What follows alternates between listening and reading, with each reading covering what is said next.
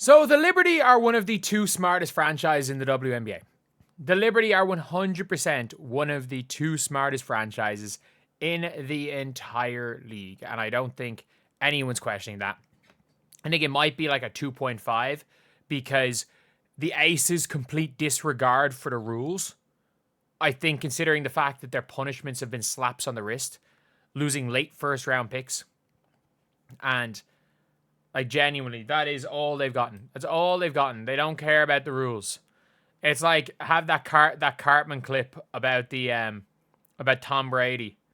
They just don't. They have a complete disregard for the rules. However, the Liberty are an extremely smart organization. They're extremely, extremely smart. Apologies for the black screen for a second, but this is Rebekah Gardner from the Chicago Sky. And if you guys don't know, Rebekah Gardner currently plays for the Liberty. On the season, you might be like, oh, she's only averaging 5 points per game. But lads, she's somebody who's coming in, shooting 62.5% from three.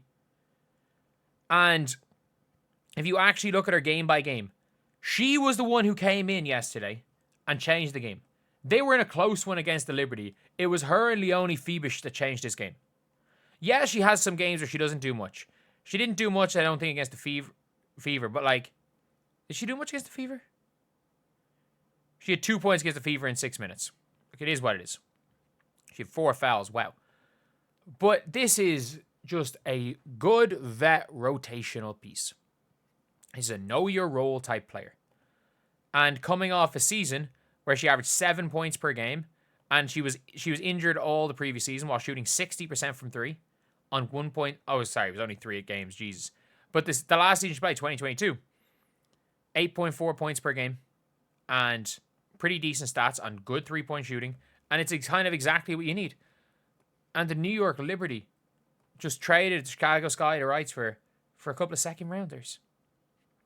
For the pick that became, what's her name, Koulibaly. It was the pick that became Aisha Koulibaly. She's never going to play for them. It was the pick that became Koulibaly. 2025, okay. I like this pickup. Like, great pickup. Not sure what this is. Liberty stocking up on players. Wow, great pickup. Now this is signing. Like, they got a legit rotational piece. And yes, I understand. Like, it wasn't, like, it's not a foolproof thing. But the Liberty, they didn't sign her as a player. They got her rights. They could trade away her rights. They had no obligation to sign her. They had absolutely no obligation to sign her. And you're looking at this team who have the rights to half the freaking players outside the league. Nice to see the Liberty explicitly pointing towards their plans for Gardner's recovery already. Like, favorite player not named Stewie's coming to your favorite team when she returns from injury. Like, they literally got an absolutely elite player. An elite player. For Koulibaly. For a player that's not going to make the league. And a player that's not good. 2 players that aren't going to make the league. Like, they are absolute geniuses, this team. They are looking for players. They've done is they've found the most undervalued pieces. Like, if you guys don't know, Rebekah Gardner is an extremely, extremely undervalued piece. She is an undervalued piece in the league. They found her. She comes in and is killing it. They convinced Maureen Johannes to come over. And as we've said, they now have Rebekah Gardner on a bargain deal. They've managed to get an Izzy Harrison, who's on a down year in Chicago, but is a player, which we saw, which has been seen. They bring in an Izzy Harrison. They have Leonie Febish. Once, when Nyara Sabally eventually is at the stage where she's probably out of the Liberty's price range, they have Hanju coming out. When they can no longer afford Maureen Johannes, they bring in Maureen Fauteux, who's better than Maureen Johannes. Like, this is what the good teams are doing. They are transferring nonsense assets to get the rights to players. They are trading for players' rights. They're not trading for specifically players. They're like, we're going to trade you guys 2 second round picks. Second round picks never making this team. We're going to trade you guys the pick that's Koulibaly and the pick that might be freaking Hannah Stolke next year. And what we're going to do is we're going to bring in a person who is an elite vet, and we're going to take the chance on them. If they don't recover to the extent that we like, if they don't recover to the extent that they like, cool. We have their rights. We can trade their rights. We can still trade their rights. Someone else will want them. If they come back healthy, great. Which is why if you look at the New York Liberty, they drafted Kane from France. So they got an overseas player. They have her rights. If she ends up developing, they have her rights. But there was a player in this year's draft who had a really bad season overseas, but was seen as the third player in Europe. After Juste Jacite and Dominique Malonga, Kosu eventually took over, but before the season, it was seen as Annika Soltau was the third player. All three were meant to be first-round picks. Well, no one knew about Jacite whether she was eligible till 2 weeks before the draft. But it was genuinely a case with... It was Malonga as the top one, then Soltau was number 2. She was number 2. And Soltau just had a bad season. She had a bad season at 18 years old. It happens. Plenty of players have bad seasons at 18. However, because of the way the draft is, in college, if you have a bad season the freshman year, you just transfer and you're good. Whereas for Annika Soltau, she enters the draft, goes undrafted, and all of a sudden the Liberty have the rights to Annika Soltau. So if Annika Soltau lives up to her potential, the Liberty have the rights to Soltau. They got the rights to Rebekah Gardner. Like, they're bringing in... They don't even need to really draft anybody. They gave up their 7th pick this year and next year first for Natasha Cloud.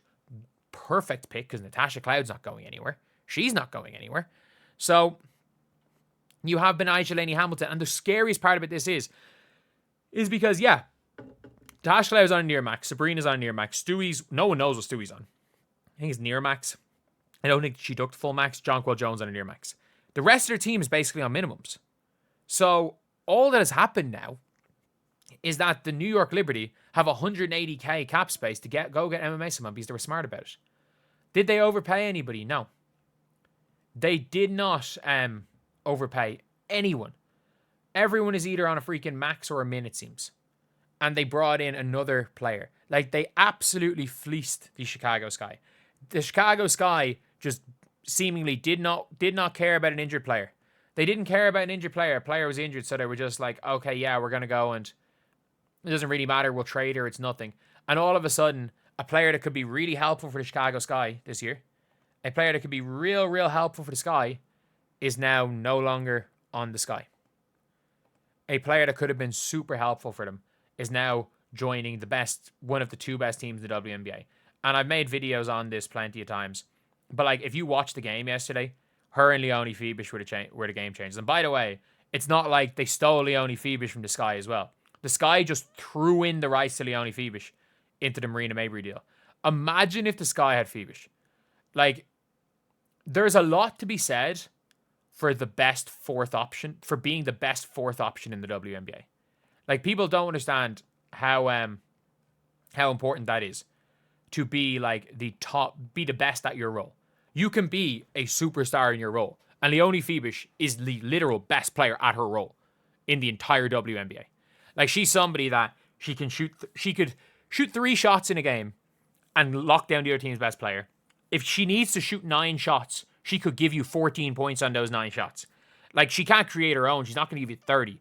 But like, again, the greatest playoff run for a rookie in the history of the WNBA belonged to Leonie Phoebus. So they've managed to steal her from the Sky, and they freaking fleeced the Sky again. They fleeced the Sky again.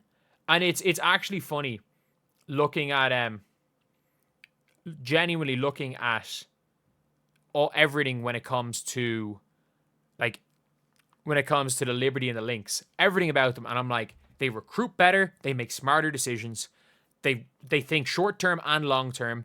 These 2 teams are so much smarter than everyone else. And to the extent maybe the Aces might be equally as smart, purely because the Aces realize they're not actually going to get really punished. Every punishment is going to be a slap on the wrist, and they just have a complete disregard for the rules. So I would consider that maybe to be a similar level of smartness. But anyway, yeah, that is a video. I'll see you guys.